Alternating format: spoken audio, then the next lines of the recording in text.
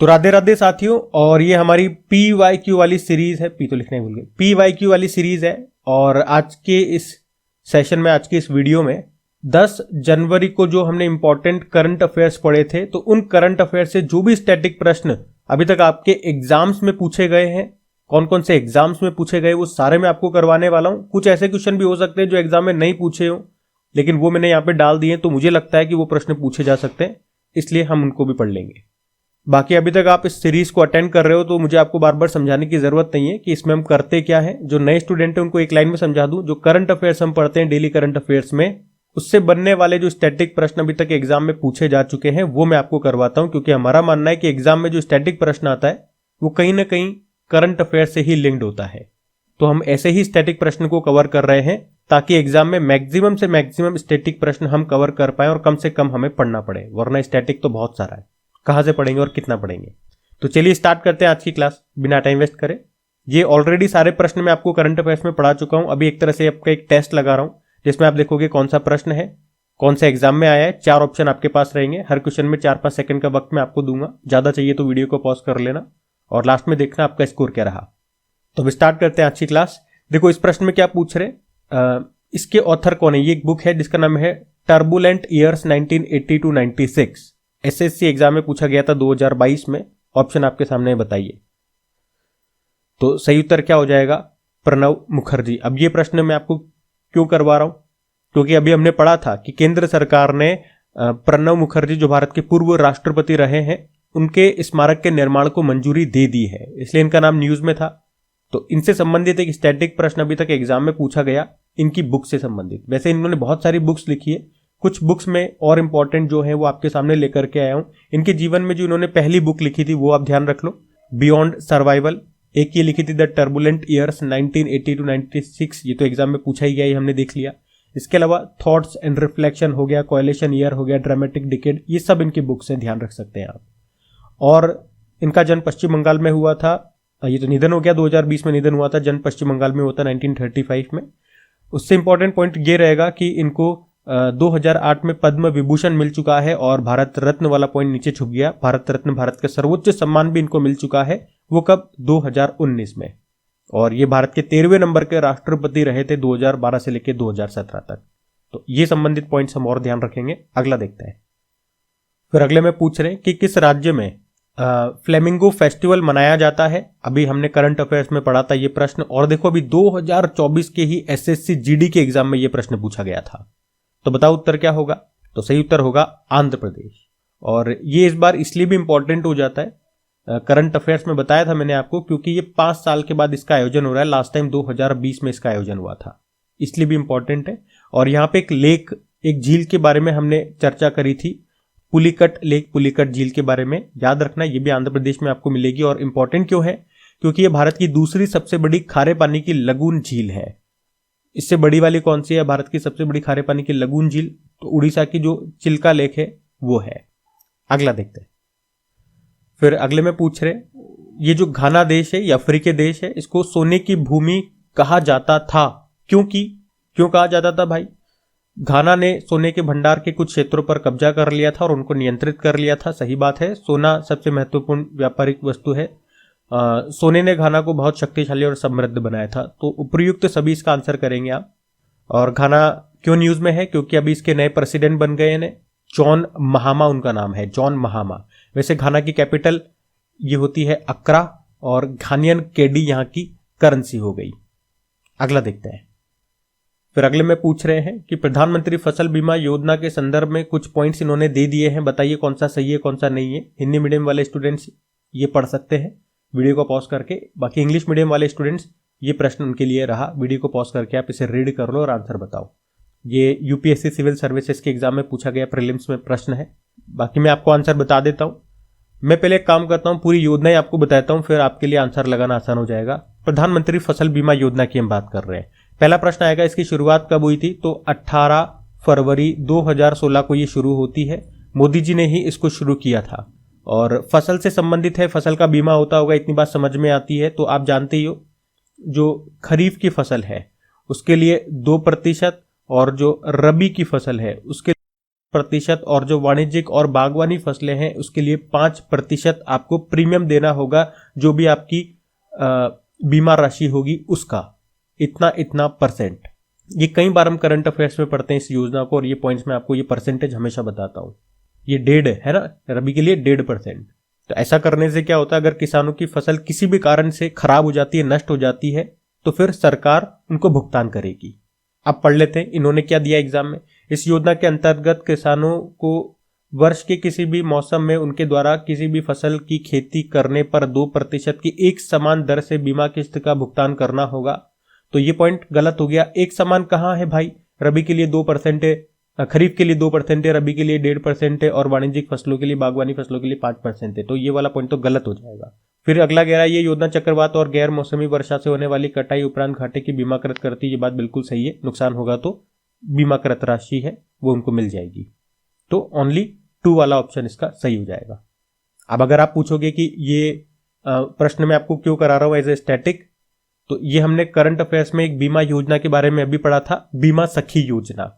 वैसे बीमा सखी योजना पे 2 प्रश्न बन जाएंगे। बीमा सखी योजना को चालू करने वाला पहला राज्य कौन सा है, तो वो हरियाणा है, और दूसरा राज्य अभी बन गया है गोवा। ठीक है, तो ये भी ध्यान रखना। अगला देखते हैं। फिर अगले में पूछ रहे हैं कि उच्च न्यायालय हाईकोर्ट के न्यायाधीश को शपथ कौन दिलाता है। हाईकोर्ट के जो न्यायाधीश जज हो गए, चीफ जस्टिस हो गए, उनको शपथ कौन दिलाते हैं बताओ। तो आप सब बता दोगे, राज्यपाल। उस राज्य की जो राज्यपाल होंगे वो उनको शपथ दिलाएंगे। अगर नियुक्ति की बात करेंगे तो नियुक्ति करती है प्रेसिडेंट। अगला देखते हैं। अगले में पूछ रहे हैं कि एक स्कीम है वन स्टॉप सेंटर सखी जिसको बोलते हैं, इसका संबंध किससे है। MPPSC एग्जाम में पूछा गया था, बताइए। ऑप्शन आपके सामने है, इंग्लिश में और हिंदी में भी। तो इसका सही उत्तर हो जाएगा हिंसा पीड़ित महिलाओं को सुविधा प्रदान करने के लिए। अब ये प्रश्न हमने क्यों पूछा, सखी आ गया, बीमा सखी योजना पड़ी थी तो सखी से ही संबंधित एक प्रश्न मैंने ये निकाल लिया। अब इसी योजना से कुछ इंपॉर्टेंट पॉइंट्स मैं आपको बता देता हूं। जैसे कि इस योजना की शुरुआत कब हुई थी, तो याद रखेंगे 1 अप्रैल 2015 से ये शुरुआत होती है। निर्भया फंड के तहत पूरे देश में सखी केंद्र या आप बोल सकते हो वन स्टॉप सेंटर योजना शुरू की गई थी। इसे सखी वन स्टॉप सेंटर के नाम से भी जानते हैं। उद्देश्य यही है, हिंसा का शिकार महिलाओं की जो मदद होती है वो इसमें की जाती है। किस मंत्रालय के अंतर्गत आती है, महिला एवं बाल विकास मंत्रालय के अंतर्गत, जिसकी मंत्री कौन है अभी वर्तमान में, अन्नपूर्णा देवी है। ये ध्यान रखना। अगला देखते हैं। अगले में पूछ रहे हैं कि रिटायरमेंट एज कितनी होती है सुप्रीम कोर्ट के चीफ जस्टिस की। तो सुप्रीम कोर्ट के जजों की जो रिटायरमेंट एज, तो सुप्रीम कोर्ट के चीफ जस्टिस की जो रिटायरमेंट एज है ये भी मैं आपको कई बार बता चुका हूं। आंसर हो जाएगा 65 ईयर। NTPC में पूछा गया एग्जाम है, 65 इसका आंसर होगा। अब आप मुझे बताओ हाईकोर्ट के चीफ जस्टिस की जो रिटायरमेंट एज है वो कितनी होती है। अगला देखते हैं हम। अगला देखो, उसी तरह का प्रश्न आ गया, सखी केंद्र या वन स्टॉप सेंटर किस मंत्रालय के तहत केंद्र सरकार की पूरी तरह से प्रायोजित योजना है। यहाँ पे हिंदी में है, यहाँ पे इंग्लिश में लिखा हुआ है, और अभी मैंने आपको डिटेल में इसके बारे में समझा भी दिया। इसीलिए आप देखो कि कोई भी प्रश्न आ रहा है ना, तो उससे जो महत्वपूर्ण बिंदु है ना वो मैं आपको साथ के साथ बता रहा हूं, क्योंकि जरूरी नहीं है जैसा प्रश्न एग्जाम में आया है वो का वही रिपीट हो जाए। हो जाता है, मैं आपको कई बार बताता भी हूं। देखो ये प्रश्न यहाँ पे भी आया है, इस एग्जाम में भी आया है, लेकिन उसके आसपास की चीजें भी हम कवर कर लेंगे तो सही रहेगा। तो किस मंत्रालय के अंतर्गत, अभी हमने पढ़ा वुमेन्स एंड चाइल्ड डेवलपमेंट, यानी कि महिला एवं बाल विकास मंत्रालय के अंतर्गत, जिसकी मंत्री भी याद रखो अन्नपूर्णा देवी, क्योंकि इस बार नया कैबिनेट मंत्रालय में ये नई बनी थी तो पूछा जा सकता है नाम। अब अगला प्रश्न देखो कि भारत सरकार के प्रधानमंत्री जीवन ज्योति बीमा योजना किस आयु वर्ग के लोगों के लिए उपलब्ध है। यही पूछा है, किस आयु वर्ग के लोगों के लिए उपलब्ध है। अब देखो कितना डीप में जाकर के प्रश्न पढ़ लिया। पहले तो आप उत्तर दो। SSC में पूछा गया प्रश्न 2022 में, और आपको समझ में आ गया प्रश्न मैंने क्यों पूछा। फिर बीमा की हम बात कर रहे हैं, जो बीमा सखी योजना भी न्यूज में थी, तो इसीलिए मैं कह रहा हूं करंट अफेयर से ही संबंधित जो स्टैटिक प्रश्न होंगे वो मैं आपके लिए लेकर के आऊंगा, जितना बेस्ट मुझसे पॉसिबल होगा। तो इसका उत्तर आपने लगाया होगा क्या, 18 से लेके 50 वर्ष तक। अब एक बार मैं इस योजना के बारे में आपको समझा देता हूं। प्रधानमंत्री जीवन ज्योति बीमा योजना, नाम से समझ में आ रहा है, जीवन बीमा है एक तरह से इस योजना का संबंध। पहले तो हम बात कर रहे इस योजना की शुरुआत कब होती है। तो एग्जामिनर ये भी पूछ सकता है कब शुरू हुई थी। 9 मई 2015 को नरेंद्र मोदी ने ही इसको शुरू किया था। ये भी पूछ सकता है कहां से, तो पश्चिम बंगाल की कैपिटल कोलकाता से इसको शुरू किया था। योजना का उद्देश्य नाम से समझ में आ रहा है, नागरिकों के बीच जीवन बीमा की पहुंच को बढ़ाना है। और इसमें कितने वर्ष तक या कितने आयु वर्ग के नागरिक हिस्सा ले सकते हैं, तो आंसर यही है 18 से लेके 50 वर्ष तक। होता क्या है, हर वर्ष आपको प्रीमियम देना होगा कितने का, 436 रुपए का। अगर आप ऐसा करते हो तो आपकी मृत्यु अगर किसी व्यक्ति की मृत्यु हो जाती है तो उसको 2 लाख रुपए का बीमा उसका हो जाएगा, उसको 2 लाख रुपए मिलेंगे। लेकिन कंडीशन क्या है, उसको हर साल इतने रुपए की प्रीमियम देने, जैसे हमारी गाड़ी का नहीं होता कि इंश्योरेंस आप कराते हो, ठीक है, इतना रुपए का इंश्योरेंस करा लो, अगर गाड़ी टूट फूट हो जाएगी या इंसान की मृत्यु हो जाएगी, यहाँ पे इंसान की बात कर रहे हैं, तो उसको 2 लाख रुपए मिलेंगे। ये 1 साल के लिए वैलिड है, याद रखना। हर साल आपको इतने रुपए का कराना होगा और इसी तरह से हर साल इतने रुपए का बीमा आपका होता रहेगा। तो ये सारे पॉइंट्स आप ध्यान रखना। उसने ये एज वाला फैक्टर प्रश्न में पूछ लिया, तो एग्जामिनर ऐसे ही पूछता है। आपको क्वेश्चन बनाने आने चाहिए आपको एग्जामिनर से, तो एग्जामिनर ऐसे ही प्रश्न पूछता है अंदर जाकर के। आपको एग्जामिनर के हिसाब से सोचना होगा, उसके हिसाब से पढ़ना होगा, अपने हिसाब से नहीं। अगला देखते हैं। अगला प्रश्न ये किसी एग्जाम में नहीं पूछा, मैंने डाल दिया है कि भारत के सर्वोच्च न्यायालय के मुख्य न्यायाधीश को शपथ कौन दिलाता है। तो आप सभी जानते होंगे कौन दिलाता है, जो राष्ट्रपति होते हैं वो इनको शपथ दिलाते हैं, वही नियुक्ति करता है। फिर अगले में पूछ रहे हैं, अभी 2023 में एसएससी में पूछा गया प्रश्न है, ये देखो, प्रधानमंत्री रोजगार योजना ये कब शुरू होती है। अच्छा, पंचवर्षीय योजना के हिसाब से इसने पूछा है, थोड़ा डीप में जाकर के प्रश्न पूछ लिया, मतलब इसमें वो 2 तरह की जानकारी लेना चाहता है एग्जामिनर आपसे। तो पहले तो आप बताओ इसका उत्तर क्या होगा। तो इसका उत्तर हो जाएगा 8 5 ईयर प्लान, यानी कि 8वीं पंचवर्षीय योजना। अब मैं आपको समझाता हूं एग्जामिनर 2 तरह की जानकारी आपसे कैसे ले रहा है। देखो, आपका 2023 में एग्जाम हुआ था और ये जो योजना ये कब आई थी, 1993 में आई थी। तो केंद्र सरकार की जो इंपॉर्टेंट योजना है, अब एग्जामिनर ने क्यों पूछा होगा ये, क्योंकि किसी न किसी कारण से न्यूज में होगा। जैसे इस बार हम क्यों पढ़ रहे हैं, क्योंकि हमारे करंट अफेयर्स में अभी पार्थ योजना के आपने बारे में पढ़ा होगा। पार्थ योजना मध्य प्रदेश ने शुरू की है, तो रोजगार से ही वो संबंधित है। मैं आपको डिटेल में करंट अफेयर्स में पढ़ा चुका हूं। तो इसी तरह से एक रोजगार की योजना मैंने ये उठा ली। ठीक है, आप सिलेक्शन समझ रहे हो मेरा कि मैं किस तरह से चीजें आपसे पूछ रहा हूं, ये स्टैटिक किस तरह के प्रश्न उठा के लेकर के आ रहा हूं। अब इस योजना के बारे में हम पहले बात कर लेते हैं। तो ये जो प्रधानमंत्री रोजगार योजना है ना, इसकी शुरुआत 1993 में हुई थी, ये हमने देख लिया। इसमें क्या होता है, शिक्षित बेरोजगार युवाओं को खुद का रोजगार वो शुरू कर सकें, उसके लिए उनको वित्तीय सहायता दी जाती है। लेकिन बाद में इस योजना को, ये बात है 2008 की, इसे प्रधानमंत्री रोजगार सृजन कार्यक्रम, इंग्लिश में बोलोगे तो प्रधानमंत्री एम्प्लॉयमेंट जनरेशन प्रोग्राम के अंतर्गत ला दिया गया, या उसमें शामिल कर दिया गया, या उससे रिप्लेस कर दिया गया, ऐसा आप बोल सकते हो। तो ये तो इस योजना के बारे में बात हो गई। अब प्रश्न अभी तक हमारा कवर नहीं हुआ। अब प्रश्न देखो, एक तो ये वाला प्रश्न हो गया, योजना के बारे में बात कर लिया हमने। एक आपको 5 ईयर प्लान के बारे में पता हो कि ये जो योजना स्टार्ट हुई है, इसके समय कौन सा पंचवर्षीय योजना चल रहा था। तो वो 8वां पंचवर्षीय योजना था, जो कि उसका कार्यकाल है 1992 से लेकर 97 तक, तो इसी के बीच आती है। तो इसका आंसर होगा 8 5 ईयर प्लान। तो 2 क्वेश्चन मिला करके एक प्रश्न पूछ लिया, एसएससी का प्रश्न है ये 2023, ध्यान रखना ये। अगला देखते हैं। अगले में देखो, जो जजेस होते हैं हाईकोर्ट के, वो अपना रेजिग्नेशन त्याग पत्र किसे सौंपते हैं। आरपीएससी सेकंड ग्रेड में पूछा गया प्रश्न, बताइए किसे सौंपते हैं।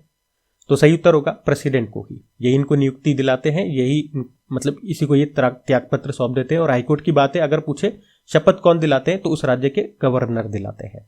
अगला देखते हैं। अच्छा, अगला भी अच्छा प्रश्न है, 2023 में ही एसएससी में आया था, एसएससी एमटीएस एग्जाम में। अनएम्प्लॉयमेंट रेट, बेरोजगारी दर का फॉर्मूला क्या होता है। ये प्रश्न मैंने आपको कराया था, याद होगा करंट अफेयर्स में भी। और इस तरह के जो प्रश्न होते हैं ना, ये वही स्टूडेंट कर पाएगा जो वास्तव में इनको पढ़ के गया है, ऐसे प्रश्न पढ़ के गया है, वरना फिर वो तुक्का ही लगाएगा। तो बता दो, आपने तो पढ़ लिया ना, करंट अफेयर्स में पढ़ा दिया, आंसर क्या होगा बताओ। तो आंसर हो जाएगा, बेरोजगार श्रमिक को डिवाइड कर दो कुल श्रमिक बल से इंटू 100, यही इसका उत्तर होगा। Unemployment workers divided by total labour force into 100। और वैसे अगर आपको मैथ्स आती है तो ऐसा जरूरी नहीं है ये प्रश्न आपको पढ़ा हुआ हो, क्योंकि इसके ऑप्शन इस तरह से लिख रहे हैं। देखो, इस तरह से है, 100 डब्बे हैं, मान लो 60 भरे हुए हैं जिनके अंदर लड्डू है, और 40 डब्बे खाली है जिनके अंदर लड्डू नहीं है। लड्डू नहीं है यानी कि अनएम्प्लॉयड कह सकता हूं, उनके पास कोई जॉब नहीं है। तो यही पूछ रहा है कि वो खाली डब्बे कितने, उनका परसेंटेज बताइए। तो क्या करते हैं अपन, टोटल डब्बे, और किसके बारे में पूछ रहा है, भरे हुए डब्बे के बारे में या खाली डब्बों के बारे में। तो खाली डब्बों के बारे में, तो ऊपर खाली लगते हैं और इंटू 100 कर देते हैं, ऐसे ही तो करते हैं। भरे डब्बों का अगर परसेंटेज निकलवाएगा तो 60 डिवाइड बाय 100 कर देंगे, इंटू 100 कर देंगे। अगर यह मान लो एम्प्लॉयमेंट रेट निकलवाता तो क्या करते हैं, यहाँ पे उत्तर क्या हो जाता, employed workers divided by total labour force into 100 हो जाता। ठीक है, अगला देखते हैं। फिर अगला प्रश्न देखो, अभी जो पीछे मैंने आपको योजना बताई थी ना, उसी वही प्रश्न आपके एक दूसरे एग्जाम में पूछा गया है, एसएससी 2023 में पूछा गया है ये प्रश्न कि बेरोजगार शिक्षित युवाओं के लिए स्वरोजगार के अवसर पैदा करने के लिए भारत सरकार ने कौन सी योजना शुरू की थी। बताइए उत्तर क्या होगा। अब तो आप बता ही दोगे, आंसर हो जाएगा प्रधानमंत्री रोजगार योजना। अब आपको इसकी इंपॉर्टेंस और समझ में आ रही होगी इन वीडियोस की, कि जो हम प्रश्न एग्जाम वाले पढ़ रहे हैं वो रिपीट भी होते हैं। ठीक है, वो डायरेक्ट रिपीट नहीं होते, उससे मिलता जुलता पूछ लिया गया। पहले उसका किस वर्ष योजना लॉन्च हुई थी ऐसा कुछ प्रश्न आया था, अभी उससे ही संबंधित कोई दूसरा प्रश्न आ गया। इसलिए आप देख रहे होंगे मैं डायरेक्ट ऐसा नहीं है कि प्रश्न बता रहा हूं, उत्तर बता रहा हूं और आगे बढ़ जा रहा हूं। उस योजना के बारे में या उस प्रश्न से संबंधित और भी क्या क्या पॉइंट्स बन सकते हैं वो भी मैं आपको बता रहा हूं। कि देखो जरूरी नहीं है कि इस बार ये वाला प्रश्न आ गया तो अगली बार भी यही वाला है, एग्जामिनर ये भी पूछ सकता है, ये भी पूछ सकता है, आप सब ध्यान रखो। तो अभी पीछे बता दिया, इस योजना के बारे में बताने की वापस जरूरत नहीं है। अगला देखते हैं। और फिर अगले में शायद ये प्रश्न रिपीट हो गया ना, हमारा रिपीट हुआ होगा लेकिन एग्जाम अलग अलग होगा, है ना। सुप्रीम कोर्ट के चीफ जस्टिस की रिटायरमेंट एज 65 ईयर। अगला देखते हैं। अगले में पूछ रहा है कि राजघाट ये किसका स्मारक स्थल है, समाधि स्थल है, तो आप सभी को पता है महात्मा गांधी जी का है। अच्छा इसी तरह से रुक जाओ 2 मिनट, ये देख लो कुछ इस तरह के मैं आपके लिए लेकर के आया हूं समाधि स्थल। ये इंपॉर्टेंट व्यक्तियों के सारे, जैसे महात्मा गांधी जी का राजघाट हो गया, BR अम्बेडकर जी का चैत्य भूमि हो गया, लाल बहादुर शास्त्री जी का विजय घाट हो गया, इंदिरा गांधी का शक्ति स्थल हो गया, चौधरी चरण सिंह किसान घाट हो गया, राजीव गांधी का वीर भूमि हो गया, जवाहरलाल नेहरू का शांतिवन हो गया, अटल बिहारी जी का सदैव अटल हो गया।